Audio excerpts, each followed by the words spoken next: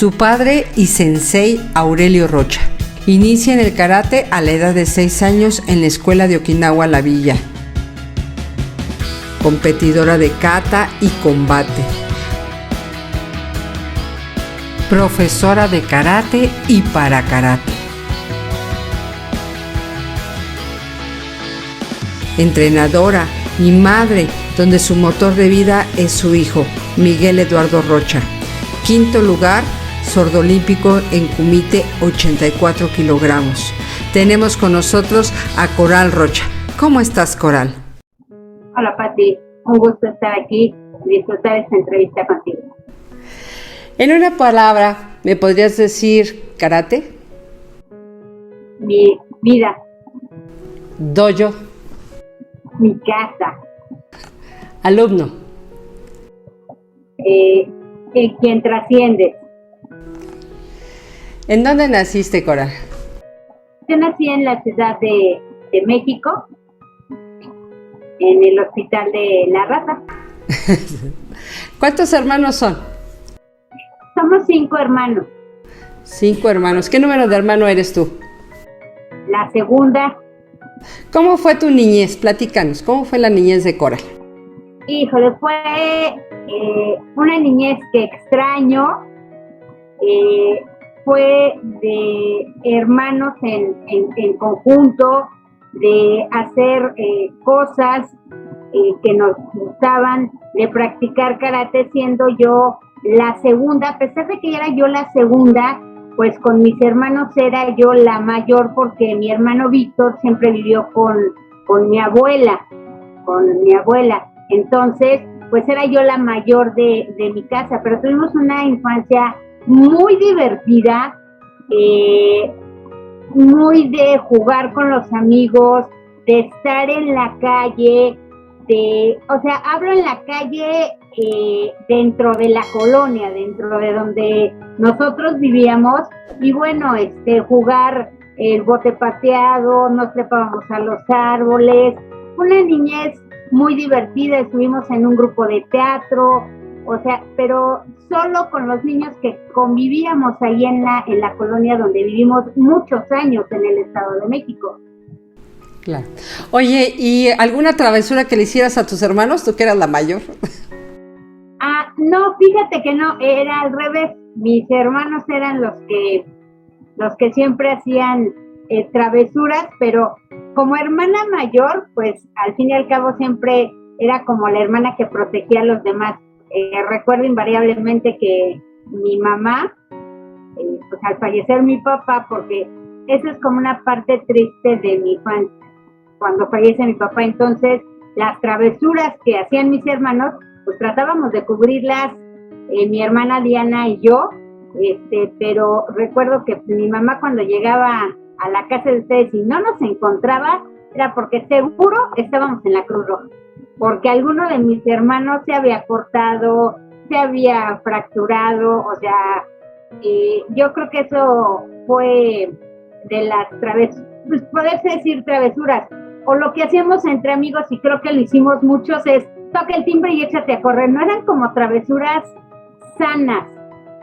O recuerdo que cuando nos pusieron el teléfono en casa, era la famosa llamada de disculpe, ahí lavan la ropa, y pues obvio te decían no, decías, pues qué gente tan cochina, ¿no? Pero eran como travesuras sanas, eran travesuras divertidas, que es lo que llegábamos a hacer. Pero yo no era tan traviesa como mis hermanos, más bien era como la hermana que llegaba a tranquilizar al resto, que esto me llevó de uno de mis hermanos no te sales, y me dijo, no, sí me salgo. Pues te sales sobre mi cadáver, sí, ¡pum! O sea, directo a la cara me dio mi hermano, y obvio, tuvo sus consecuencias cuando llegó mi hermano Víctor, pero tuve una infancia maravillosa, pocas travesuras. Yo más bien era como tapadera de mis hermanos, para que no los regañara, porque no era padre que regañaran a mis hermanos.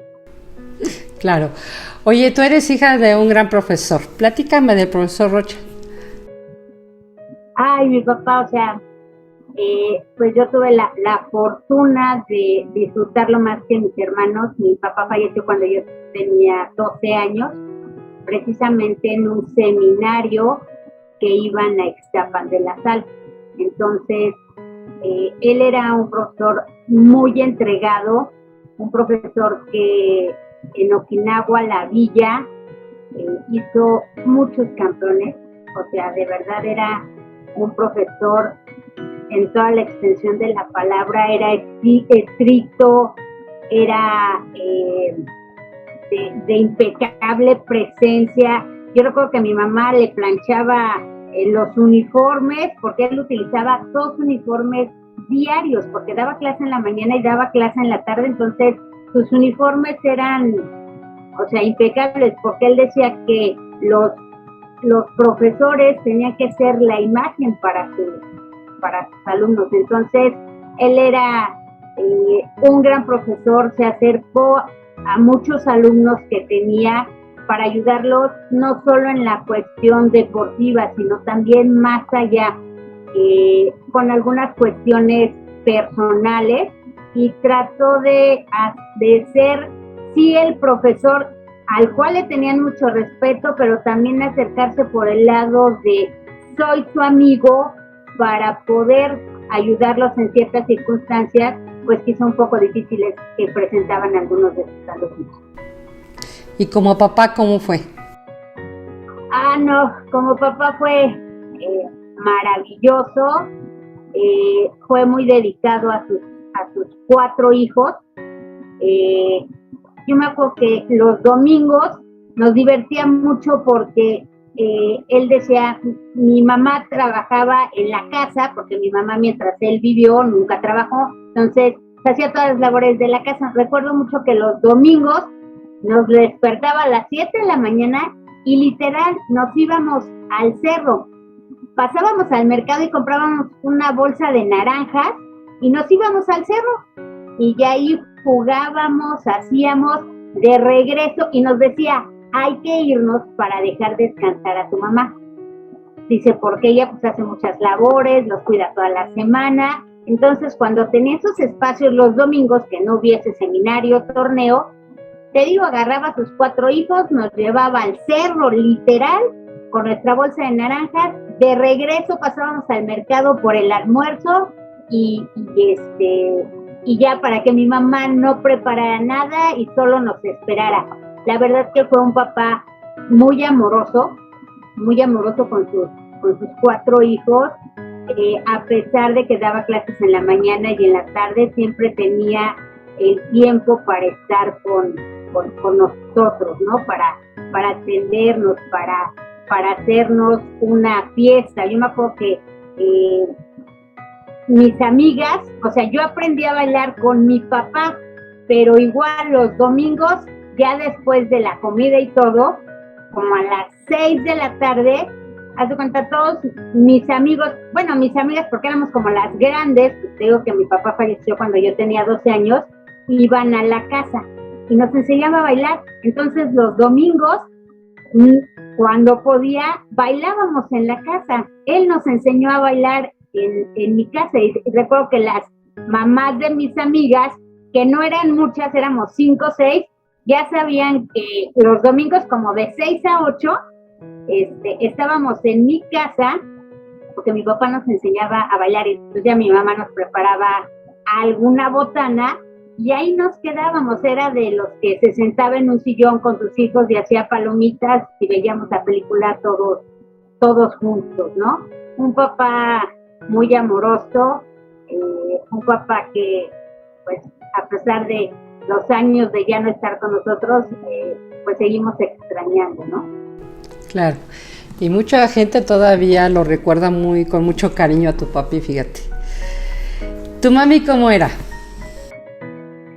Mi mami, antes de que falleciera mi papá, pues dedicada al 100% a sus hijos. Era de las que nos hacía postres, de las que nos hacía tortillas de harina. O sea, le gustaba mucho atender a sus hijos y atender, en este caso, bueno, a su marido. al morir mi papá, pues entonces mi mamá empieza a trabajar y es muy responsable porque sola saca adelante a 4 hijos. O sea, yo era la más grande y tenía 12, mi hermano Alfredo, que era el más chico, tenía 7, todos en edad escolar, y a todos, bueno, recuerdo que nos dijo, bueno, yo hasta la prepa, de la prepa para allá, lo que ustedes puedan y quieran hacer. Fue una mamá, sí fue muy, muy exigente, porque bueno, pues lo tenía que ser porque estaba sola. Entonces, si ella hubiera sido una mamá como no tan estricta, hubiera sido muy difícil. Sin embargo, bueno, pues todos los hijos somos buenas personas, somos buenos seres humanos, y algunos dedicados al karate, como en el caso de Alfredo y yo, que seguimos en esto. Mi hermana Diana se dedica a sus hijos, mi hermano Víctor tiene su comercializadora, mi hermano Ricardo trabaja en Palacio Nacional, en la oficialía mayor de la Secretaría de Hacienda. Entonces, creo que hizo buenos hijos, dejó buenos hijos también, porque bueno, ya se va a cumplir 10 años que falleció mi mamá. Entonces dejó, creo que es haber sido dura con nosotros a veces, pues hizo que nosotros seamos quienes somos ahora.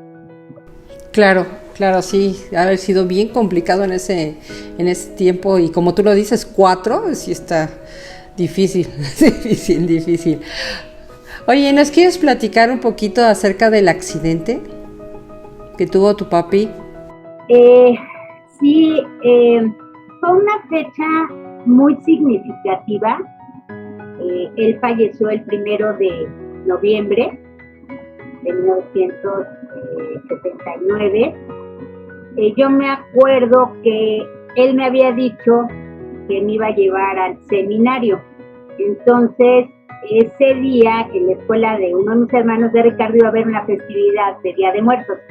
Entonces se levanta, se va, yo me despierto y él lo veo pasar por la ventana, que fue la última imagen en vida que yo tuve de mi papá, y le digo, mamá, es que ¿por qué no me llevó? Y me dice, es que él dijo que prefería que tú fueras a la festividad con tus hermanos y que no fueras al seminario. Entonces yo me acuerdo que lloré porque estaba yo enojada, porque él me había prometido irse, pero fue bien raro, porque un día antes, cuando ya vete a dormir, porque nos vamos a ir mañana, fue como un vete ya a dormir, pero como de despedida. O sea, fue raro. Entonces ya se va, nosotros nos vamos al festival.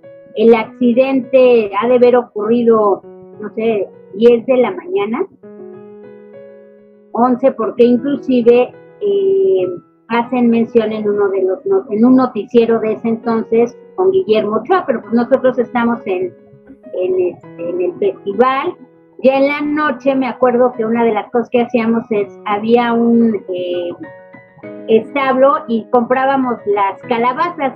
Entonces las limpiábamos y les poníamos la velita y íbamos a pedir. Me acuerdo que antes te daban 5, 3 pesos, bueno, las monedas de ese entonces. Me acuerdo que dejamos ahí formadas las calabazas y nos vamos a dormir, y llegan 2 de mis primos, si no mal recuerdo fue Toño, Tony.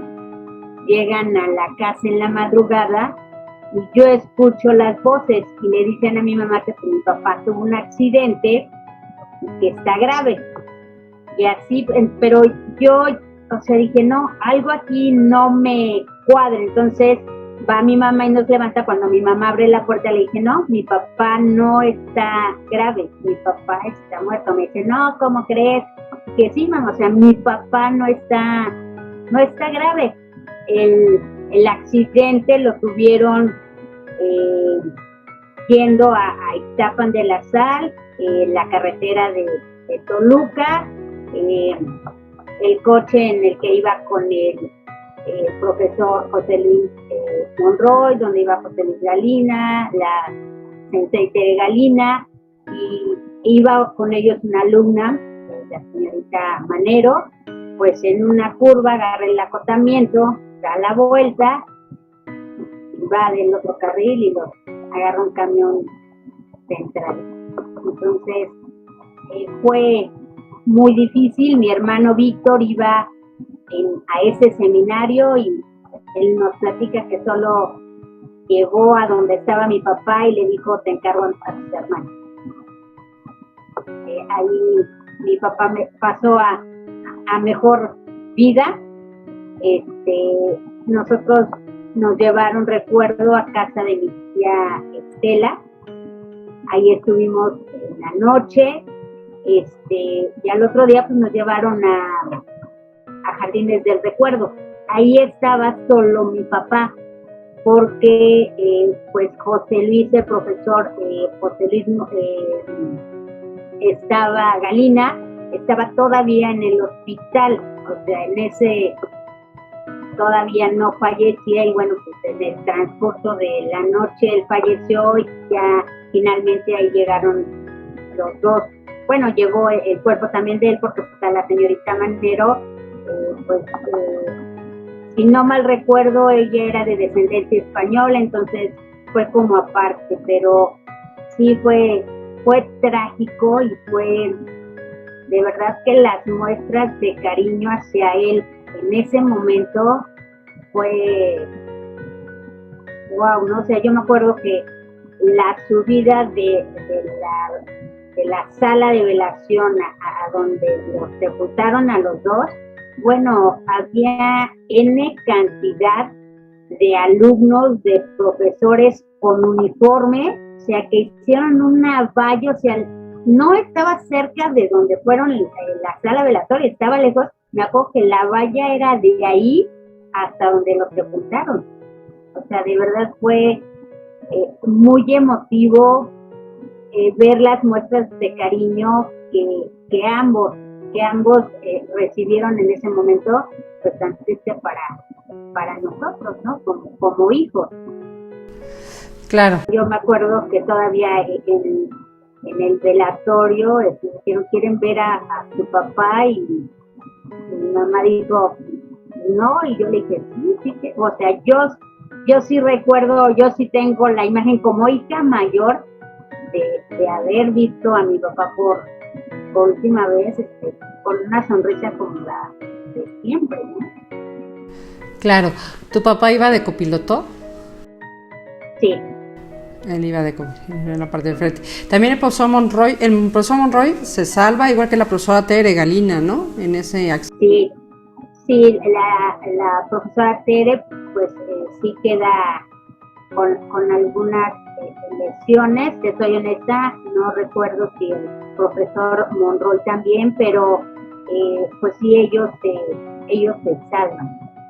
Ellos se salvan porque el camión pega del lado donde viene mi papá como copiloto, viene la señorita Manero, Tere en medio, y José Luis, y ellos venían del otro lado. Entonces ellos sí tuvieron lesiones considerables, pero pues afortunadamente ellos salvan su vida.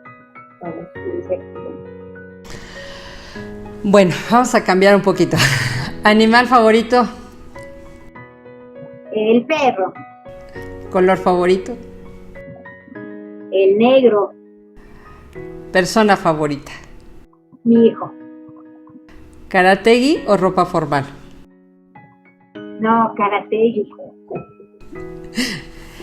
¿Cómo inicias en las artes marciales? ¿Cómo dices, voy a hacer karate tan pequeñita? ¿O por qué te llamó la atención? ¿O cómo fue? Es que mira, yo veía la entrega que tenía mi papá hacia sus alumnos. Yo me acuerdo que, bueno, el club de la villa eran 2 departamentos, o sea, 2 departamentos que acondicionaron ahí en Calzada de Guadalupe para eso. Entonces yo veía la entrega con lo que él daba al dar sus clases a sus alumnos, y bueno, el hecho de que a veces me llevaba, entonces me empezó a meter la espinita, finalmente dije, bueno, creo que de aquí soy, ¿no? Entonces empecé o inicié a muy temprana edad con la idea de seguir su ejemplo. Yo creo que cuando tenemos un profesor que nos marca, decimos, algún día quiero ser como él, ¿no? Y así es como yo inicio. Pues en ese entonces, no sé, éramos niñas, éramos contadas las niñas, o sea, era un deporte que no era para, estoy hablando, no sé, de 1972, 73, donde el deporte del karate no era para niñas, o sea, y si había niñas éramos contadas, o éramos hijas de los profesores, como el caso de mis primas, que también empezaron a edad pequeña, o éramos como niñas raras que queríamos hacer algo de niños, ¿no? Pero emocionante esto. ¿Cómo fue tu papá como profesor? Híjole, tengo una experiencia que contar respecto a muy exigente, o sea, estando dentro del tatami, o sea, no en el dojo, dentro del tatami dejaba de ser mi papá y se convertía en el sensei.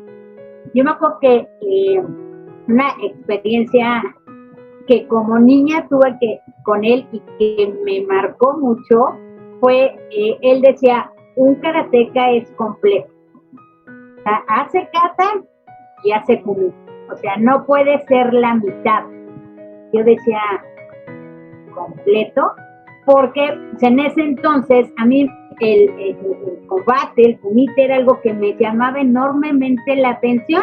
Entonces llegó un momento cuando ya empezó a haber como una o dos niñas más y muchos que eran como más el combate, decía, a ver, o hacen kata, o hacen, para estar aquí tienen que hacer kata y tienen que hacer kumite, si no, no pueden. Entonces yo niña, no sé, de haber tenido 8 años, 9 años, quizá 10, dije, no, es que no me gusta. Y me acuerdo que dentro del tatami dijo, o lo haces o no vienes.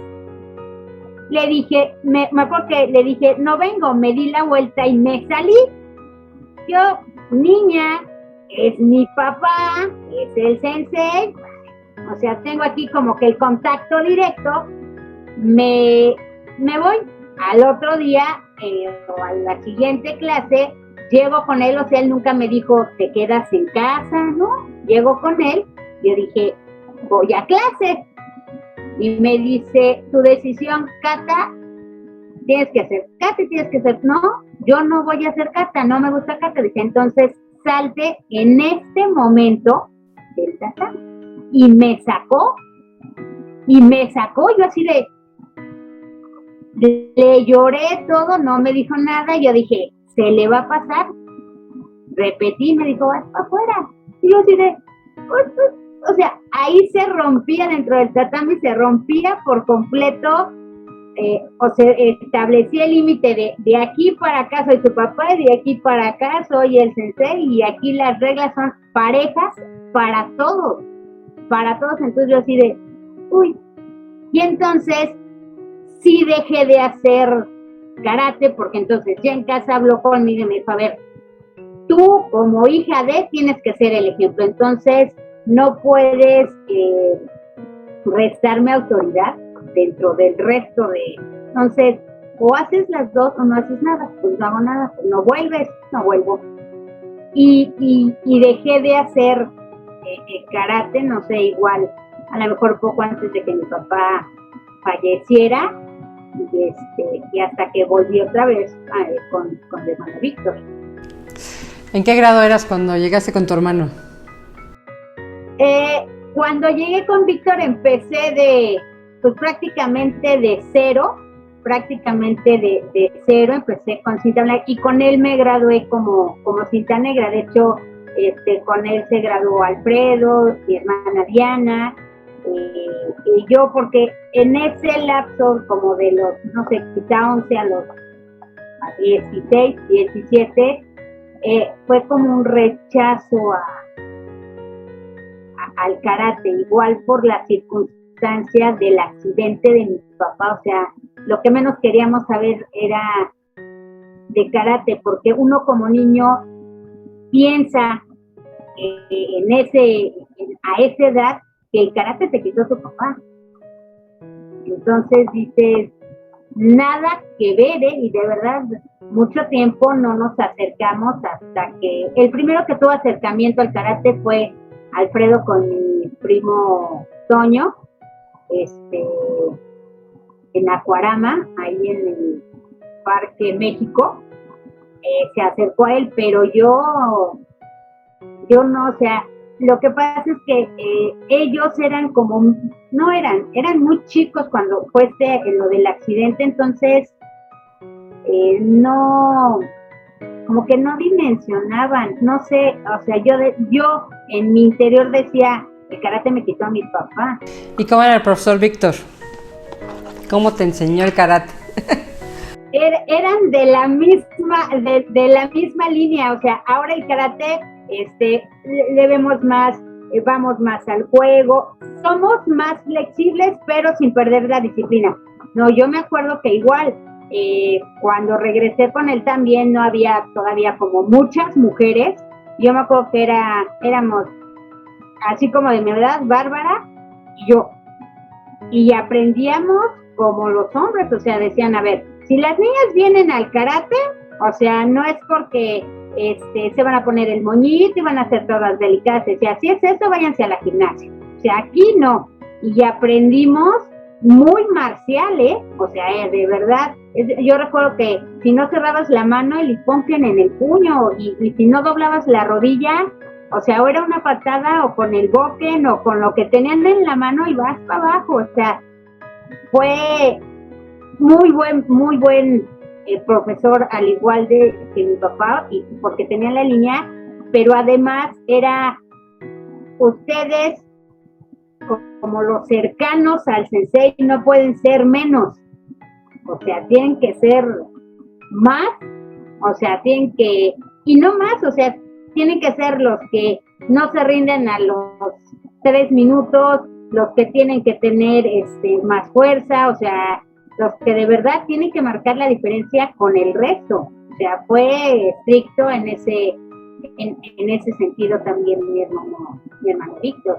Sí, forjar ese temperamento que yo siento que a lo mejor dicen, bueno, porque esa parte ruda de barrerlos, de darles solo así casi sanchin ahí para que se ponga uno fuerte, pero ahora sí, el que le gustaba se quedaba y el que no, pues se iba, ¿no? Era el que decía ya, no me gusta y me voy. Pero fuera hombre o mujer, o sea, eso no era independiente. Pero yo creo que por eso nos forjamos de esta forma, ¿no? Hubo un cierto cambio entre las nuevas generaciones y antes, ¿no?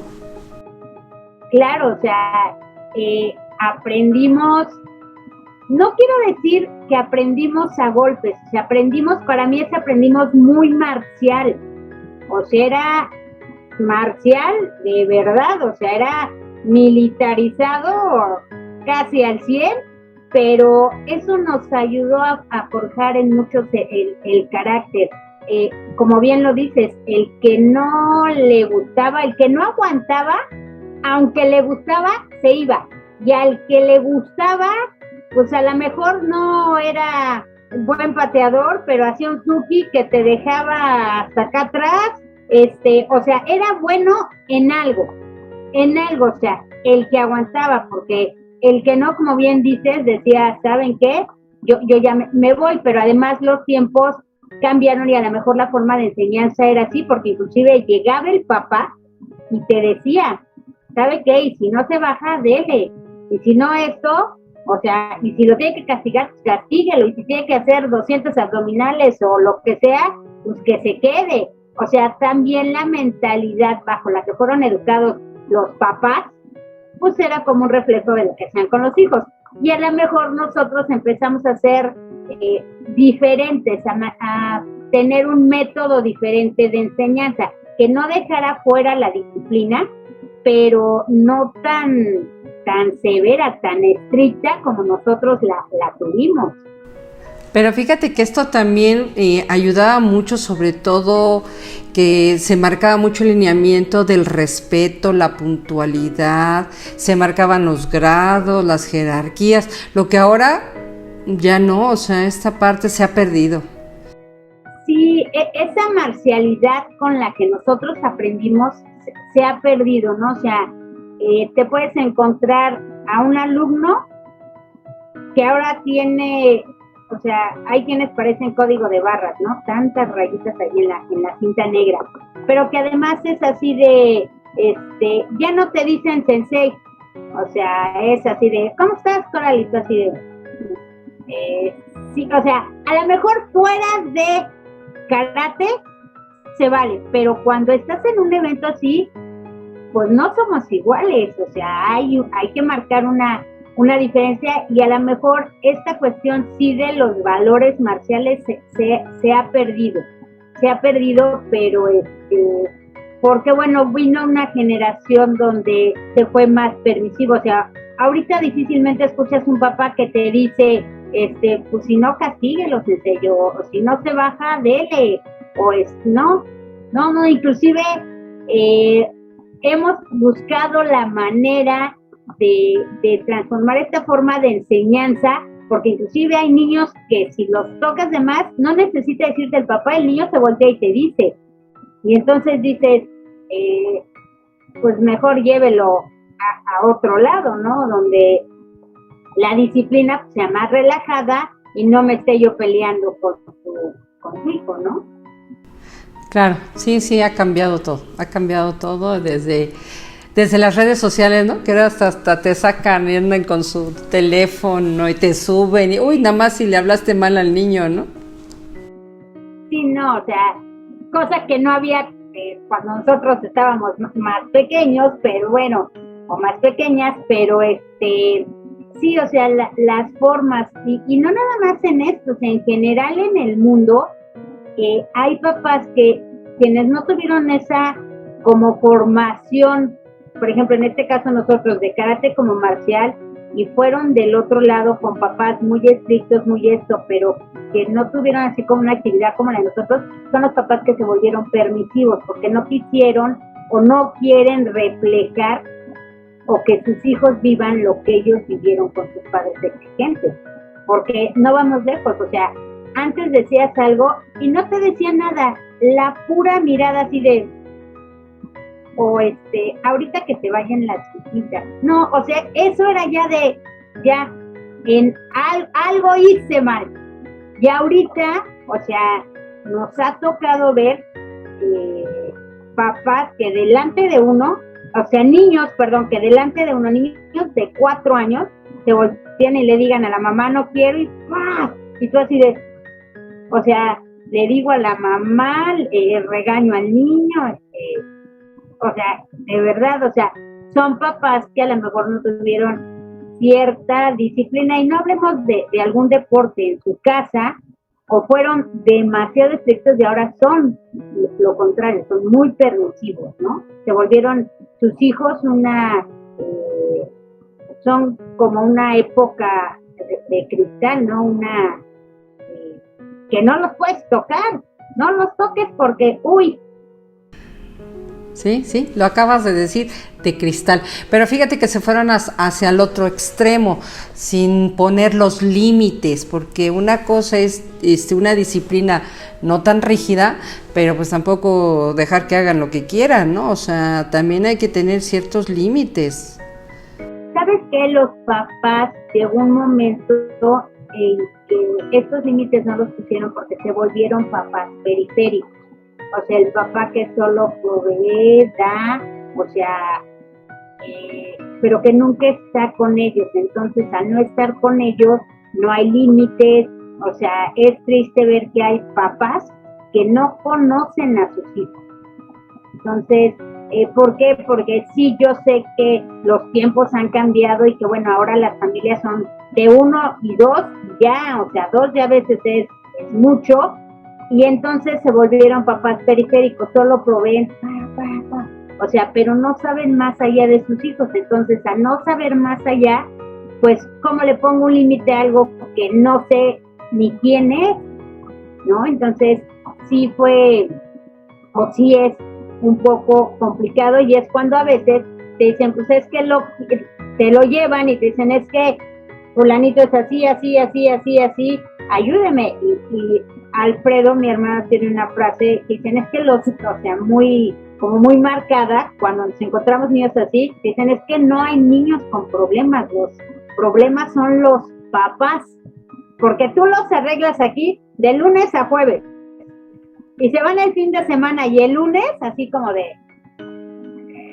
¿qué pasó si ya no llegaba y aventaba sus chanclas o botaba nada más el agua? O sea, pero es esa otra parte de esa generación de cristal en que hemos convertido o que han convertido algunos papás a sus hijos. Sí, definitivamente eso que estás diciendo es una realidad. No los conocen porque los saturan de actividades. Está en la natación, que está en esto, que está en parece que se quisieran deshacer del niño, ¿no? Desde que sale de la escuela ya está yendo a varias actividades, ¿no? Inclusive las mismas escuelas ahora salen y ya hay el taller de esto y el taller de esto, y el papá, o sea, son horarios extendidos. Entonces ya ahora el papá puede pasar por el niño a las 4 o 6 de la tarde, ya con tarea hecha, con 20,000 actividades, y entonces de las 6 a las 9 que se duerme el niño, pues entonces ya hace cosas porque el papá o la mamá tienen que hacer cosas en la casa, y ya no hay como ese contacto. Sí, han cambiado muchas cosas que nosotros no vivimos, y que bueno, o sea, estamos en esta situación de poder adaptarnos a los cambios, pero hay cosas que dices, sí, yo sé que todo cambia, todo evoluciona, pero hay muchas cosas en las que no estamos, y no me dejarás mentir, no estamos de acuerdo con algunos papás, ¿no? O formas de tratar a esta generación de cristal que ni lo veas feo, porque ya se puede terminar, como bien dices, a través de las redes, tu carrera de años, y quizá por algo que fue malinterpretado por el niño o por el papá, que aunque van y lo llevan, se sientan y no sueltan el teléfono, y de repente hacen la cara y, o sea, ni siquiera esa atención a una hora que están ahí, o 40 minutos o 50 minutos con sus hijos. Claro. Oye, Coral, ¿y para ti qué ha sido ser mamá? Ay, una bendición. La verdad es que el que haya llegado Miguel a mi vida fue cambiarnos la vida, no solo a mí, es el nieto mayor, entonces de la casa, porque bueno, pues mi hermano Víctor tiene otros hijos, pero en la casa pues fue el nieto mayor. Fue una bendición que cambió la vida, no solo la mía, sino la de mi mamá, la de mis hermanos, sobre todo, por ejemplo, Ricardo y Alfredo, que hicieron el papel de papá, o la figura paterna en este caso de Miguel. Y sorpresivo cuando cambió más, cuando sabemos o nos enteramos que Miguel es un niño sordo, ¿no? Claro, las personas los chicos con capacidades diferentes, la verdad, vienen a enseñarte, vienen a que conozcas muchísimas cosas. Ahora sí, independientemente de que tú les enseñes, ellos son los que te enseñan a ti y aprendes increíblemente de la vida. ¿Sabes qué? Se convierten en tus maestros de vida. O sea, si tú me preguntas, describe a Miguel, es mi maestro de vida. O sea, dices, oye, es tu hijo. O sea, la lógica sería que tú tuvieses que enseñar, ¿no? De verdad que ellos, por ejemplo, en el caso de Miguel, que su discapacidad es la sordera, o sea, es como no más difícil, porque tiene sus mismas complicaciones que el resto de las discapacidades, pero esta cuestión por ejemplo, de la comunicación, para él no hay límites. Él tiene una frase muy marcada que dice que no existen barreras para lograr lo que tú existe, o sea, lo que tú quieras. Y es cierto, o sea, tú como mamá dices, bueno, a ver, ya te dijeron que eres sordo, pero bueno, al principio yo no decía, mi hijo es sordo, porque tiene un proceso de aceptación. Yo me acuerdo que decía, mi hijo tiene problemas de audición, ¿no? Bueno, entonces, esto fue como a los 2 años, que ya con estudios potenciales equivocados, bueno, se determina que Miguel tiene hipoacusia bilateral profunda, traducido, sordera. Entonces, decía, bueno, ¿qué sigue? No, pues que lectura del lenguaje labiofacial para que aprenda a leer los labios. Fue a 2 años, su personalidad, dijo, no la necesito. Y decía, Dios mío, ¿y ahora qué vamos a hacer? O sea, ¿cómo me voy a comunicar con él? Entonces empieza educación especial y ahí es donde empiezo a aprender señas en San Hipólito, ahí en la iglesia de Hipólito en Reforma y Hidalgo, y bueno, él termina siendo, él como su lengua materna, lo aprende más rápido y él es el que ahora me enseña y el que así dices, híjole, ¿y cómo lo voy a dejar en una fiesta y con niños? Y tu mamá ibas y te parabas, ¿no? Y te decían, no, vete, ¿no? Entonces, pues sí, así como de lejos, todo bien. Al rato llegaban los niños y me decían, oiga, ¿cómo le digo para que ahora yo sea el portero o para que ahora me preste el triciclo o ahora cambiamos de lugar? O sea, a pesar de eso, él nunca, y hasta la fecha, no tiene limitantes para comunicarse con alguien, que ese podría ser pues la mayor barrera para poder estar en un mundo de oyentes. Y de verdad que él, tú le dices, ¿no? Y él te dice, sí lo voy a hacer, ¿no? Es un chico que llegó un momento cuando yo acepté y dije, aún sabiendo que yo era sordo, y dije, Miguel es sordo. Les dije, a ver, ok, Miguel es sordo. Esto de la terapia de lenguaje, de lectura labiofacial, no se da. ¿Qué tenemos que hacer? Entonces, lenguaje de señas. Vámonos a la escuela de lenguaje de señas y de verdad, él te cambia todo este esquema que dices, pues yo pensaba llegar a un mundo de color de rosa cuando tuviera un hijo y te das cuenta que pues, no es rosa. Pero más sin embargo lo volteas a ver a él, como gustes y mandes, comunicándose con otros niños, jugándose. Yo les dije, ¿saben qué? Ok, Miguel es sordo, pero tiene que ser educado como un niño, llamémosle normal, que no es el término correcto, porque todos tenemos un grado de discapacidad mayor, menor, hasta los que usamos lentes, ¿no? Pero dije, tiene que ser educado como el resto. Entonces, eso nos ha permitido que Miguel sea pues el adulto que es, un adulto con muchos logros. O sea, él ha bailado en una compañía de ballet folclórico en el colegio de bachilleres, bailó 5 años. Él salió y él siguió bailando en el ballet folclórico del colegio de bachilleres. Tú dices, un sordo bailando, como por dónde, ¿no? Pero bueno, pues ellos a través de las plantas de los pies es que perciben, y lo hacía maravilloso. El hecho de iniciar también la práctica del karate a muy temprana edad, bueno, lo forjó, como bien decías, nos forja esa disciplina, el carácter y el de decir, sí puedo, ¿no? O sea, ha participado en eventos como modelo, es segundo lugar en 2019 fue modelo.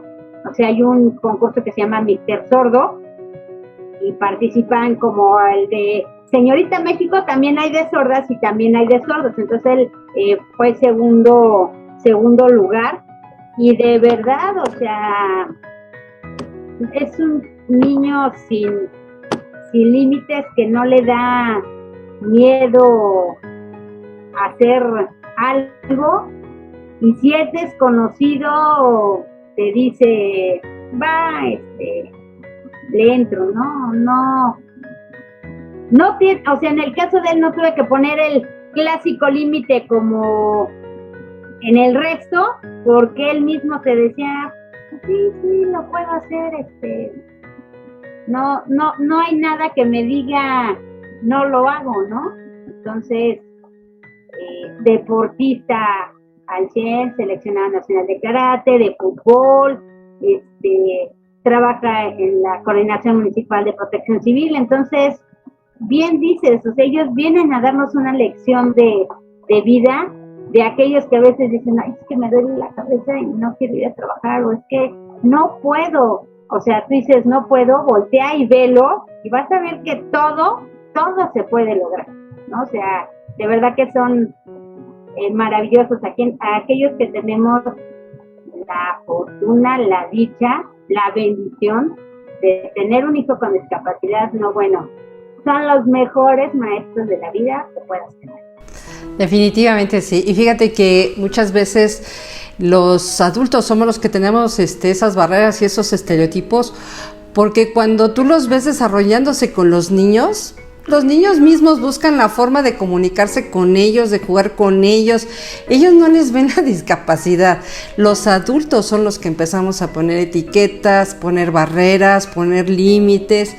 Eso es, pero ellos como niños no, aparte te dan sorpresas, porque como tú lo dices, empiezan a hacer cosas y empiezan a desarrollar y empiezas a darte cuenta, wow, y sobre todo que son, pues no sé si disciplinados, pero son constantes, y esa constancia. Perseverantes, o sea, y hasta que no lo logran, no quitan, o sea, son muy perseverantes en algo que quieren hacer y que les gusta, o sea, son insistentes, son perseverantes, y hasta que no logran el objetivo, entonces dicen, ya la hice. Claro. Y de verdad, él tengo que dice, no, o sea, es su mensaje, no existen barreras para hacer todo lo que quieras. Entonces, dice, y si hay una piedra, o sea, ellos buscan la manera de darle la vuelta y seguir en el camino, o sea, son muy perseverantes, son muy insistentes, muchas veces, y lo digo caso Miguel, a veces hasta tercos, dices, ya, o sea, no puedes, y tú dices, no, sí puedo, y ellos, el sí puedo es inclusive un incentivo de decir, no puedo, ahora te voy a demostrar que sí puedo hacerlo, y que sí se puede hacer, o sea, de verdad, son seres maravillosos que te enseñan lo que la escuela o inclusive la misma vida con un hijo diferente no te enseña, O sea, tú puedes tener un hijo en condiciones normales, que no me gusta el término, pero, o sea, hablemos de un hijo sin ninguna discapacidad, y pues sí aprendes y esto, pero ellos, no sé, ellos son de otro mundo, o sea, de verdad vienen a ser quien te dé la fortaleza, quien te enseña a seguir en un camino que tú ves llenos de espinas, y yo te digo, pues sí, mira, hay espinas, pero si me meto por aquí, llego, ¿no? O sea, de verdad son lo mejor, o a mí es lo mejor que me ha podido pasar en el mundo, ser madre. Claro que sí, son hermosos. Oye, Coral, cuéntame de tu etapa de competidora. A ver, tú eras competidora en kata y en combate, pero a ver, platícanos cómo estuvo en ese momento.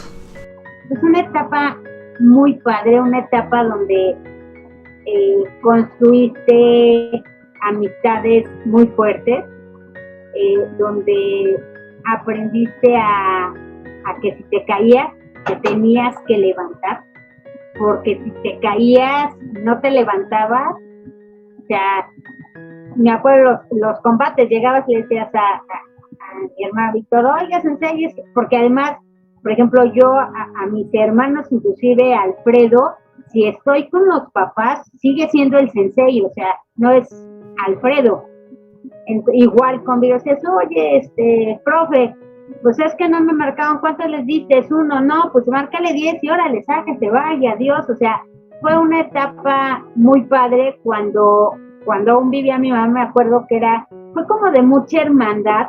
Yo me acuerdo que Víctor, mi hermano Víctor, subía en su coche, no sé, 8 niños, maletas en la cajuela y órale, vámonos al Juan de la Barrera, que era como la casa donde se hacían todos los torneos, y mi mamá se sentaba, se llenaba de mochilas, siempre nos llevaba algo de comer a todos, o sea, fueron etapas padres donde conocimos pues muchos lugares en la República. Tuvimos la oportunidad con mi hermano Víctor de viajar a Houston, a Dallas, a San Francisco, entonces son como experiencias muy padres que te dejó ser competidora de ambos. No siempre a lo mejor con los buenos triunfos, pero de una medalla o de un trofeo, pero yo creo que el mejor o la mejor recompensa que te dejaba es que trabajabas sobre el error y la siguiente lo superabas. Y en ese entonces, bien sabes que a veces había torneos viernes, sábado y domingo y cada 8 días. Entonces, eran épocas de mucho aprendizaje, de amistades muy fuertes, de amistades por años, que después de muchas cosas los vuelves a ver y de verdad te da gusto ver a aquella persona, y lo digo con mucho gusto hacia ti, que se formaba atrás de ti o adelante de ti, o llegaba un momento en que ya pues eran 4 o 5 y no había más, ¿no? O sea, eso es esas vivencias que tuvimos cuando fuimos competidoras, yo creo que fueron muy padres y a muchos los marcaron, ¿no? Claro. Oye, ¿algo desagradable que te haya pasado como profesora? Pues, como profesora, como bien lo comentabas, mi hijo es seleccionado nacional, participamos porque todo el proceso lo he llevado yo con apoyo de mi hermano Víctor, con el apoyo de mi hermano Alfredo. En 2017, en marzo, le dicen, en enero le notifican que va a concentración al Centro Paralímpico porque pues vienen las Sordolimpiadas en julio, y hasta donde ellos tenían entendido, la Federación Mexicana de Deportes para Sordos es el único karateca que tiene como ese nivel, ya, porque tienes que ser además cinta negra, y pues Miguel ha venido compitiendo pues siempre en convencionales desde los 3 años. Entonces pasa las pruebas, le dicen sí, hacemos todo el proceso, y 8 días, el día que cerraron las inscripciones a las Sordolimpiadas, me acuerdo que era un domingo a las 4 de la tarde, lo tenía como muy presente, porque pues tú como mujeres, el sexto sentido que tenemos las mujeres no nos falla, decía, aquí hay algo que no cuadra, porque solo me pidieron el pasaporte de Miguel, porque, o sea, cosas así. Me habla el director técnico y me dijo, quedas fuera del equipo. Yo así de, ¿cómo que quedo fuera del equipo? Entonces, ¿quién va con Miguel? Dice, es que quedas fuera del equipo porque eres la mamá. Yo le dije, a ver, no, espérame, sí soy la mamá, pero soy la entrenadora. Entonces, bueno, sí fue muy, muy difícil. ¿Sabes qué? Fue decepcionante. Bien hablábamos de valores marciales. Digo, yo sé que él es director técnico, o era del director técnico. Él era ciclista, fue campeón panamericano, pero que bueno, yo creo que como la formación diferente de deportes, me dijo, pues es que tú eres la mamá, quedas fuera, entonces quien me suple, pues igual la misma actitud. Yo decía, ¿dónde quedan los valores? Y más aún decepcionante cuando regresamos, porque Miguel obtiene el 5º lugar olímpico comité de la categoría de menos de 84 kilogramos, le otorgan una medalla a él y nunca me dice nada. O sea, yo me entero por una publicación precisamente en redes sociales que hace Sendero de Artes Marciales, donde le dan una medalla a él por el entrenador. Yo así de en donde me perdí, ¿no? O sea, son las cosas decepcionantes que dices, ¿dónde quedan los valores marciales?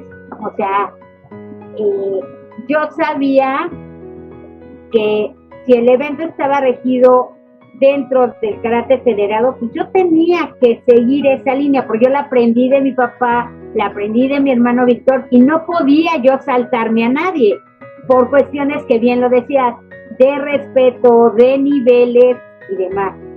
Entonces, yo llego a la federación, o sea, me abren las puertas, pero ya ponen a otra persona que no sabía ni siquiera el ABC en señas, y yo decía, ¿cómo lo ves? Y me dijeron, tú quedas fuera. Entonces, esas han sido las cosas,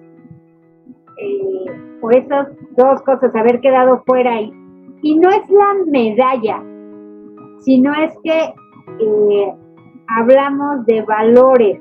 O sea, si yo ocupo el lugar de otra persona, a lo mejor no te la doy, pero te digo, oye, ¿sabes qué? Pasó esto, ¿no? Yo a lo mejor en su lugar hubiera mandado a hacer una réplica, y si quieres te doy la réplica. O sea, no es la medalla, sino es la acción la que dices, y los valores marciales se fueron a la basura. Eso yo creo que ha sido lo más, como profesora, triste que he tenido. Y bueno, otra cosa a lo mejor no menos es no poder tener el apoyo total, hablemos de cuestión económica, para poder apoyar a personas con discapacidad a que sigan o que practiquen el karate de manera particular. Pero yo creo que eso es en todos, ¿no? O sea, ese apoyo que se necesita como deportista, como atleta, para poder ir a otros lugares, muchas veces falta mucho aquí en México todavía, ¿no? Oye, Coral. Sí. Perdón, no vamos lejos. O sea, son los menos apoyados, y no estoy hablando nada más del karate, son los menos apoyados y los que más ponen en alto el nombre de México en el mundo. O sea, ahorita se están llevando a cabo las Paralimpiadas. Hoy en la mañana amanecimos con 2 oros, y ya llevamos 4 bronces, cosa que los convencionales no hicieron, y ellos tienen más apoyo. O sea, yo platicaba con muchos de ellos y me decían, bueno, ¿a tu hijo le dieron una beca? Él pasó de noche y sigue de noche. Los que tienen becas se las quitaron o se las bajaron y están dando resultados. O sea, son los menos reconocidos. Yo creo que en ese sentido sí nos falta mucho por hacer, pero está en nosotros que lo demos a conocer, porque si nosotros no decimos, es que Miguel hace esto o Fátima hace esto, pues ahí se van a quedar, ¿no? Es como un picar piedrita. Y yo hoy lo hice, tomé un curso precisamente para karate a las 7 de la mañana, porque eran 6 de la mañana en Dubái, y yo les decía, ¿por qué los sordos quedan fuera de los Juegos Paralímpicos, o en este caso de la federación a nivel mundial? Yo les decía, es que tienen todas las capacidades. Hay un evento en específico, o sea, no es Cory que quiere meter a su hijo a eso del karate, y son los menos apoyados, las personas o los paratletas que practican cualquier deporte, y son los que más ponen en alto el nombre de México. O sea, no terminamos y ya llevamos 6 medallas, 2 de ellas de oro, que no hicieron los convencionales, que igual están limitados algunos en presupuestos y apoyos y demás, pero que están, llamémosle, completos. O sea, de verdad, es triste realidad, pero está en nosotros trabajar para que esto cambie por ellos. Claro, claro. Coral, dime un número del 1 al 5. ¿Al 5? 4. 4. Si tuvieras la oportunidad de ser algún personaje vivo o muerto, ¿cuál te gustaría ser? Personaje. Helen Keller. ¿Por qué? Helen Keller es una sordaciega, primera en graduarse, de tener estudios universitarios, con una vida muy difícil por su discapacidad, y donde, bueno, con ayuda de un auxiliar de que en este caso Anés Sullivan, o sea, ella aprende a percibir, a conocer, a sentir las cosas. Sí es estricta el tipo de educación, pero bueno, ella logra hacer muchas cosas a pesar de su condición de discapacidad que tiene, y que no nada más es una. Helen Keller es sordaciega, entonces ella es un ejemplo. O sea, yo me pongo en su lugar y digo, yo sería capaz de hacer todo lo que en esa época, porque además en esa época tener un estudio universitario era muy complicado, y ella precisamente quitó todas esas barreras y dijo, yo sí puedo y voy, ¿no? Aparte, también en la época que nació, pues a las personas con discapacidad se les escondía y no se les daba esa oportunidad de desarrollarse. Sin embargo, ella logró hacer muchísimas cosas y, como tú dices, romper muchos paradigmas. Uh-huh. Claro, o sea, época difícil para nacer, y esto que hablas de, pues los papás la escondían, desafortunadamente todavía siguen haciéndolo, ¿no? Y esa parte es triste, pero ella rompió todos esos paradigmas, todas esas barreras, inclusive su propia familia, y no es porque ella haya sido mala, porque el hecho de haberle puesto un auxiliar o un sustituto, que fue Anés Sullivan, habla del amor que tenían por su hija, pero ellos se separaron porque tal vez si en esta época muchas veces cuestiones de discapacidad es desconocido, en esa época, o sea, además era considerado para algunas familias, si hablamos de religión, castigo de Dios, o cosas de maldiciones, que tu hijo haya nacido así, pero ellos, pues dentro de su amor a su hija, le pusieron una maestra que le ayudara a salir adelante, y ella, con esa fortaleza interior, dijo, va adelante. O sea, no hay barreras para poder hacer lo que uno se proponga. Claro, les recomendamos que vean esa película, está muy interesante, muy buena. ¿Por qué dejas de competir, Coral? La edad, pero sobre todo una lesión que tuve en una rodilla. Cuando fui niña tuve fiebre reumática, afectó a las articulaciones de mis rodillas y al corazón. Entonces, pues fue como en la época que falleció mi papá, y la prioridad yo creo que hubiese sido para todos el corazón. Yo me acuerdo que me inyectaban cada 21 días y no podía yo faltar. Entonces era como a los 12 años, entonces la mayoría de los niños empiezan a crecer a esa edad. Las rodillas me dolían mucho, entonces clásico la mamá le duele la rodilla por el crecimiento. Entonces, pues a los 12 años esta lesión, yo esa operación la tuve hace 12 años, la primera reconstrucción de la rodilla. Yo me acuerdo que cuando fui con el doctor me dice, oye, ¿qué haces? Yo, karate. Me dice, no, tú haces otra cosa, o sea, haces alpinismo o algo así, dice, porque al rebotar, dije, no, es que traes deshecha la rodilla, o sea, meniscos, ligamentos, los dos cruzados, o sea, dice, yo no sé cómo caminas, y yo así, o sea, y ya cuando fuera, porque de verdad la lesión ya era muy fuerte, pero que también gracias a los muchos años de ejercicio, de haber fortalecido músculos alrededor, no permitieron que esa lesión pues como que saliera a flote, y fue una lesión en la rodilla la que me impidió ya regresar a eso que tanto me apasionaba y que lo sigo viendo y te sigue corriendo esa adrenalina. Claro. ¿Cómo es que te motivas a dar clase? ¿Cómo es que llegas y dices, ahora quiero en esta etapa incursionar?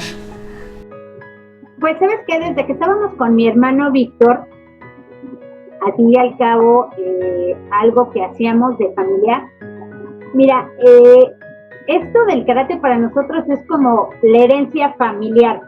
Es como aquellos, porque me dicen, oye, ¿tú por qué karate si eres pedagoga? ¿O por qué Alfredo karate si es arquitecto? Yo les decía, es que es como los que son familia de doctores, o de abogados, o de arquitectos. Nosotros somos de karate, o sea, todos profesionistas, pero todos dedicados a lo que se convirtió en nuestro estilo de vida, ¿no? Entonces, con Víctor era como, y a mí en mi caso me quedó muy marcado mi papá.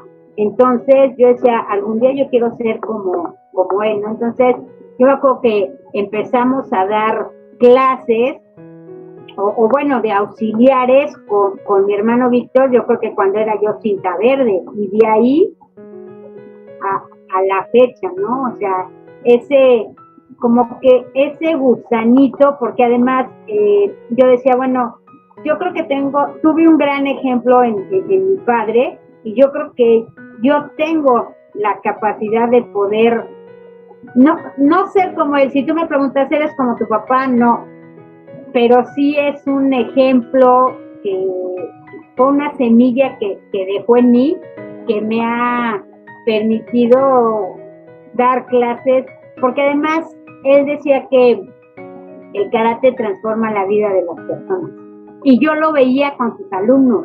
Entonces, esta cuestión de trascender puede ser a través de tus hijos o a través de lo que haces por las personas. Entonces, sí hubo un tiempo que yo dejé de dar clases y trabajé muchos años en CONALEP como pedagoga. Entonces daba yo clases, y me acuerdo que era muy gratificante para mí que algún alumno de los que eran los más traviesos y de los que siempre estaban reportados, que llegaran y me dijeran, gracias Miss, porque por usted ahora soy no sé, abogado o doctor, o terminé siendo contador, no sé, o sea, eso de trascender a través de ellos, y que de 100 uno llegara y te dijera, cuando había sido el más latoso, el más travieso y demás, o sea, transformar vidas a través de la enseñanza, yo creo que es maravilloso, ¿eh? Claro, claro, sí es cierto, eso tienes muchísima razón, dejar un pequeño sello en alguien. En 2 palabras, defíneme a Coral. Apasionada por su trabajo y entregada a su hijo. 100%, sí. Es mi motor. No hay más que decir. Dime un número del 6 al 10. El 8. El 8. ¿Cuál es tu mayor miedo? Mi mayor miedo. Fíjate que ahorita no tengo un mayor miedo. Sí lo tuve cuando mi hijo era chico. Y era algo que me ponía muy mal, porque yo decía, bueno, madre soltera con un hijo sordo, yo decía, lo único que no quiero, y es algo que de verdad me aterraba, decía, yo lo único que no quiero es que si yo por X circunstancias de la vida muero, mi hijo se suba a un camión a vender dulces con letreritos de soy órdenes, o sea, eso me aterraba. ¿Qué va a hacer Miguel si yo muero? Porque me acuerdo que mi mamá decía, ¿cómo te vas a morir? Yo le decía, mamá, es que de verdad, o sea, no estamos exentos a la muerte y en cualquier momento yo me voy, y si yo no dejo un hijo o no hago en Miguel un hijo que sea independiente, ¿qué va a hacer? O sea, y ya ahora hace algunos años, del 2012 al 2014, él ganó una beca para estudiar en Missouri, computación aplicada al comercio, y se fue un programa federal, y se fue, y yo decía, en ese entonces me invitaron a un foro de educación superior, y me decían, háblanos de tu experiencia, y yo les decía, es que a mí me aterra, o me aterraba, dejar a un hijo con discapacidad dependiente de otra persona, porque igual la familia lo quiere, los abuelos lo aman, lo que tú quieras, pero muchas familias se destruyen por eso. O sea, y ya estando él pues sin su mamá, ¿qué iba a hacer? O sea, eso yo creo que fue algo que de verdad me aterraba. Ahorita miedo, sí me da mucho miedo cuando él, por ejemplo, es todo referido a él, cuando él se enferma, porque es literal, es pelearme con alguien del hospital para que me deje estar con él, porque no hay quien le pueda entender. Por ejemplo, algo que me aterró hace pues unos meses, en diciembre del año pasado, cuando a él le dio COVID. Digo, los dos tuvimos COVID. Yo decía, te juro que bajé a toda la corte celestial, incluyendo a mis padres, a mis abuelos, decía, yo no quiero que mi hijo se vaya a un hospital, porque yo recuerdo su cara cuando a través de una videollamada que le hicieron el call center aquí en Querétaro, y un intérprete le dijo, Miguel, eres positivo. Al ver su cara de yo no quiero ir a un hospital, por la referencia que él tiene de trabajar en protección civil y ver todo lo que estaba pasando, que ahorita está peor que en diciembre, esto del COVID, se volteó y me dijo, mamá, yo no quiero ir a un hospital. Yo en ese momento volví a sentir un temor horrible por decir, ¿cómo voy a ayudar a mi hijo? Porque yo decía, no me van a dejar entrar a un hospital. Yo decía, ¿quién le va a entender? O sea, y ya hemos visto muchos casos de personas que se enferman siendo sordas, o tan sencillo que van a tener a su bebé y no hay quien les pueda ayudar, no hay quien les entienda. Entonces, pues muchas veces sufren complicaciones o les dan medicamentos que no, a los que son alérgicos. ¿Cómo se llama? Exacto, y no, y que les provocan, pues, inclusive la muerte por darles un medicamento que no es el suyo, al que son alérgicos y tal. Y la verdad es que sí, él estuvo, pues, entre 5 o 7 días grave, pero gracias a Dios aquí en casa. En este deporte que todavía hasta la fecha se considera un deporte para hombres, ¿qué tan fácil o qué tan difícil para ti ha sido como mujer destacar? Sí, desafortunadamente es considerado todavía un deporte para mujeres. Para practicarlo ya no tanto. Hablo de manera particular como entrenadora. Es ya muy complicado porque siguen siendo los hombres los que quieran llevar o estar al frente de. Entonces, bien lo decías casi al principio de la entrevista, o sea, esta cuestión de respeto, sí, te has hecho muchas cosas, pero primero tiene que ser el hombre y luego la mujer, o sea, como por qué, ¿no? O sea, cuando la experiencia y los años que tenemos en la práctica primero en la práctica como deportistas y luego ahora como entrenadoras, yo creo que tiene un valor mayor, pero pues los hombres, no todos, pero sí la mayoría, el verse rebasados por una mujer te conviertes en una piedrita en el zapato, te conviertes en piedrita en el zapato porque dicen, pues sí, pero yo soy hombre y tú así o sea, dime qué has hecho para que yo pueda decir, está bien, o trabajamos juntos, o él primero y después yo, ¿no? Porque eso yo creo que es una de las cosas que tenemos en la mayoría de las mujeres que practicamos o que ahora somos entrenadoras de karate. Hemos respetado mucho la cuestión de las jerarquías, proponemos a trabajar juntos, pero esto tampoco es algo que les agrade porque o te roban el crédito de lo que tú haces o es solo yo y tú así de, está bien, tú, pero sí, como entrenadora es todavía, no estamos como tan parejos para en esta cuestión de igualdades, ¿no? Sí, ya hay más árbitros mujeres, ya hay más presidentas de asociaciones de mujeres, ya hay presidentas de federación de mujeres, ya hay comisiones dentro del karate que las dirigen las mujeres, pero muchas no con el agrado de los hombres, Sí, definitivamente sí. Oye, Coral, en una sola palabra dime, ¿qué has aprendido en este tiempo de pandemia? ¿Qué te ha enseñado la pandemia? Mira, a ser más empáticos con el prójimo.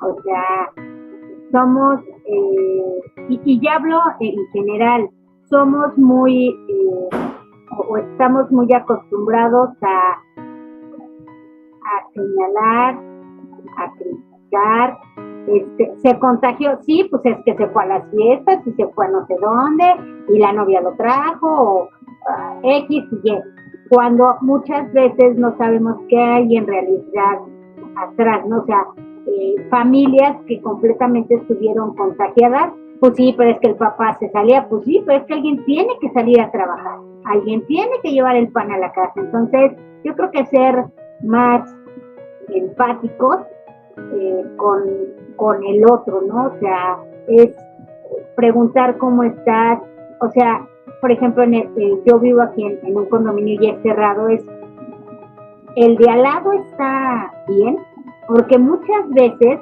o sea, pasan años y no sabes que tu vecino, el de enfrente, no sé, tiene diabetes. Y no porque te enteres de la vida de los demás, pero yo creo que esto de la pandemia, nos dejó como acercarnos más a las personas que estamos juntos, o sea, que no son tu familia, pero que de alguna manera las tienes ahí juntos, ¿no? O sea, es empatía, o sea, el preocuparte por cosas realmente que valen la pena, o sea, cosas como preocúpate por tu salud y no por tengo que estar aquí encerrado 3 meses, ¿no? O sea, y ya quiero salir, no, hay cosas mucho más importantes que cosas que se vuelven banales cuando si no tienes salud, no sirven de absolutamente de nada. De nada, sí, cierto. Con el otro, ¿no? Sí, cierto, sí, cierto.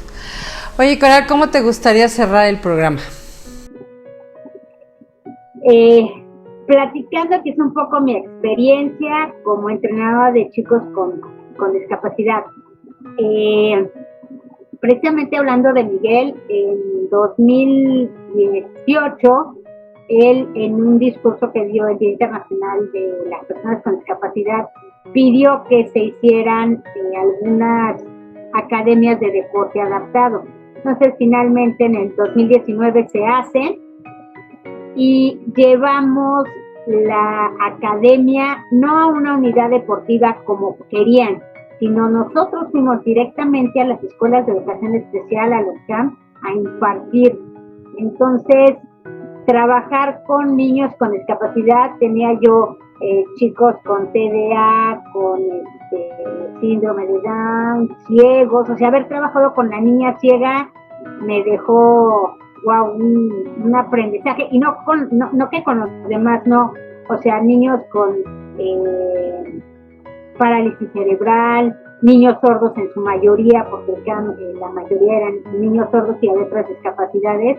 O sea, de verdad trabajar con ellos es gratificante. El que su mamá te diga, oiga, es que antes no levantaba sus cosas y ahora lo hace, de verdad es maravilloso. En esas academias llegué a tener casi 90 alumnos en grupos de 30 o de 25, y trabajábamos lunes, miércoles y viernes. La experiencia es muy grata. Cuando ves resultados en el caso de Miguel, o sea, el que tu hijo sea el primer mexicano que participa en unos Juegos Sordolímpicos, que no se subió al podio, pero que está en un 5º lugar olímpico, es de verdad, es maravilloso. Es invitar a los papás a que lleven a practicar a su hijo cualquier deporte, porque esto en primera instancia les sirve a ellos como sentirse parte de, o sea, es incluirlos, es ser parte de una sociedad, es apoyarlos. Es difícil, sí, es difícil, es costoso, pero de verdad que ver el resultado que tienen, y no hablo de una medalla. Por ejemplo, en el caso de Miguel, hace un mes asistimos al preselectivo y selectivo a Juegos Panamericanos que van a ser en Uruguay. O sea, que un alumno se acerque y te diga, fue un honor haber competido, o sea, estoy hablando de un convencional, con Miguel, que es sordo, dices, no, ya, o sea, del preselectivo solo pasaron 6 al selectivo, entre ellos Miguel, y que de esos, pues, 7, porque ya había 2 preseleccionados, te digan, fue un honor haber competido con él, dices, creo que ha valido la pena todo el esfuerzo, el separar el mamá de entrenadora, o sea, de verdad es gratificante. Y a los entrenadores de cualquier deporte, no estoy hablando solo de karate, los entrenadores de verdad que se den esa oportunidad de trabajar con una persona con discapacidad, terminan siendo, como lo he dicho, quien te enseña, quien te dice cómo dirigirlos, y quien además cambia esta idea de las personas con discapacidad, pobrecitas, están enfermas. No, de verdad que no. Y juntos yo creo que podemos dar ese lugar que ellos merecen en esta sociedad, porque siempre son aparte, afuera, no porque está malito, no porque está enfermito, no porque se va a caer. O sea, de verdad son seres maravillosos, seres que te enseñan mucho, y a los papás y a los entrenadores y a las familias que de verdad los incluyan en sus actividades, que los apoyen en sus decisiones. ¿Cuántos chicos? Yo recuerdo mucho esta película de Campeones, del equipo de básquetbol, es una película española, o sea, y de verdad que dices, y ellos van a jugar, porque además el castigo que le dan al que es el entrenador por cometer algunas faltas administrativas es irlos a entrenar a ellos, y dices, se tropiezan solos. Cuando él ve el resultado, dices, me saqué la lotería, ¿no? Y de verdad, trabajar con personas con discapacidad o convivir con personas con discapacidad, independientemente de que tenga un hijo o no, en el caso de los entrenadores, aceptarlos, de verdad es un reto grande que al principio te cuesta mucho trabajo, pero ellos te van dando la pauta, ellos te van diciendo por dónde moverte, hacia dónde ir, de verdad es solo abrirles la puerta y darles esa oportunidad de inclusión que tanto necesitan, porque pues están dentro de una sociedad, pero no pueden estar segregados, no pueden estar aparte, pertenecen a un mundo oyente, a un mundo sin discapacidad, a un mundo en el que no los podemos limitar o no los podemos quitar de ahí, porque no me atrevo a darles esa oportunidad de crecer como personas. De verdad es papás, lleven a sus hijos a hacer un deporte, si los llevan a hacer karate, de verdad es increíble. Si los llevan a hacer algún otro deporte, es maravilloso, porque ellos además empiezan a tener un sentido de pertenencia. Pertenezco no solo a una familia que en algunas ocasiones me rechaza, sino a una familia donde voy a tener amigos, a un grupo donde voy a tener muchos logros, donde ellos, la competencia es de verdad sana. O sea, no es quién llega y quién tiene más medallas, o quién tiene más trofeos, o quién se sube más veces al podio. Es cada día voy dando un paso más. Entonces, eso es realmente maravilloso, porque además la práctica de cualquier deporte a los papás nos permite quitarme, por ejemplo, en mi caso, ese miedo a qué va a ser mi hijo si yo no estoy, porque empieza a tener o adquirir confianza en sí mismo. Y entonces ellos comienzan a ver que esas barreras que muchas veces las familias o muchas veces en las escuelas los llevamos, les ponen. Yo me acuerdo que cuando empecé en todo esto, la maestra Ruth Claro, ella es una maestra chilena que diseñó el modelo de educación bilingüe para sordos. Ella decía, pues si tu hijo es sordo, o sea, las tortugas son con tortugas, una tortuga no la puedes poner con un pájaro. Entonces, llévalo a un lugar donde haya también niños como él, donde haya inclusión, para que les permitan crecer, porque desafortunadamente los papás, pues no somos para toda la vida, tenemos que dejar hijos independientes, ¿no? O sea, hijos que si a mí me pasa algo, pues sí están sus tíos, lo quieren y demás, pero sale adelante solo. O sea, no depende de nadie, aún teniendo la discapacidad más complicada que te puedas imaginar. O sea, yo los veo y yo apoyo mucho el movimiento paralímpico, porque de verdad, o sea, tú dices, ay, Cori, tu hijo es sordo. Sí, pero de verdad hay quienes no tienen un brazo, no tienen una pierna. O sea, te cuento una historia así rápida. Aquí en Querétaro hay un equipo de fútbol que se llama Coyotes de Querétaro. Y juegan fútbol, mi hijo juega fútbol y es portero. Entonces un día llegamos antes de que ellos jugaran y estaba el torneo de fútbol de amputados. Yo dije, juegan con sus muletas canadienses. Pero el día que yo vi a un chico hacer una chilena, un chico que está cruzado brazo y pierna porque lo agarró una descarga eléctrica, entonces lo cruzó, pararse sobre la muleta canadiense y hacer una chilena, yo dije, no, pues mi hijo no tiene, no, mi hijo, ¿cuál discapacidad? O sea, discapacidad ellos. Y de verdad, los ves y yo digo, Iván, de verdad, mis respetos. O sea, un chavo en este entonces iba a tener 17 años, dices, no, pues no, la que está mal soy yo. Él perfectamente se paró en su muleta, le lanzaron el balón, hizo una chilena y además metió gol. Yo así de, no, o sea, de verdad son increíbles. O sea, de verdad es impulsar el deporte en las personas con discapacidad, y no estoy hablando de un nivel competitivo, simplemente de un nivel que les permita a ellos tener una integración social, que les va a dar la autoestima y la confianza de hacer muchas cosas y no depender tanto de alguien, ¿no? Claro.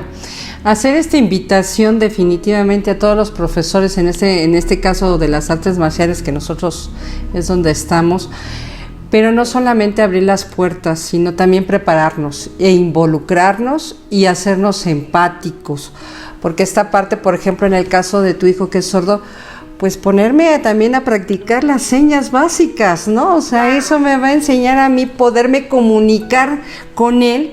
¿Y qué crees? Estoy aprendiendo otro idioma, porque eso me ayuda a comunicarme con ellos y es fantástico porque yo voy a entrar a su mundo. La otra es no querer ponerlos al nivel de un chico regular, siempre sacarles su potencial y siempre sacar lo que él va haciendo y ahora sí reforzando lo que a él le va costando trabajo. Y esos son los beneficios, porque el hecho a veces de que brinquen, no sé, un domi y lo logren, bueno, ya quieres hacer una fiesta. Yo la vez que tenía un chiquito autista y que dio una marometa, bueno, yo quería hacer pompones y todo porque lo logró, después de un tiempo logró y tuvo esa confianza de hacerlo. Pero sí, que se preparen y que sean empáticos, porque a veces decimos inclusión, pero no sabemos el significado. Segregación, o sea, los tenemos aparte y no los incluimos, o sea, solo los segregamos. Entonces, sí es muy importante, o sea, de verdad, los que somos profesores, si pudiéramos tener esa oportunidad, porque igual me ha tocado ver profesores que dicen, no es que yo soy profesor de extra karate, y ya una persona con alguna discapacidad la pones a hacer un ejercicio que no le corresponde, tú puedes lesionar, porque bien sabemos que la condición de discapacidad que tenga la persona, bueno, trae como consecuencias algunas otras enfermedades. Hablemos de ciegos, hablemos de personas en silla de ruedas. Quizá los menos afectados físicamente pueden ser los sordos, porque su condición física es la de un convencional, si lo queremos llamar así, pero si yo a lo mejor algún sordo o alguien en silla de ruedas le pongo a hacer algún ejercicio que no va a su condición que tiene, porque dices, pues sí, en silla de ruedas todos iguales, no, cada uno aquí sí tienes que ser muy específico, tienes que hacer adecuaciones muy particulares sobre cada uno de ellos para que te dé el resultado. Y como tú dices, este niño que dio una marometa después de a lo mejor 2 meses, bueno, sí, me puedo imaginar la felicidad, pero todo esto también viene de los papás, porque igual hay papás que te lo llevan y te dicen, pues es que en un mes no ha saltado, sí, pero el papá no se ha dado cuenta, no ha saltado un domi, pero a lo mejor ya saltó un conito, y el papá nunca se dio cuenta y dice, ay, pues un conito.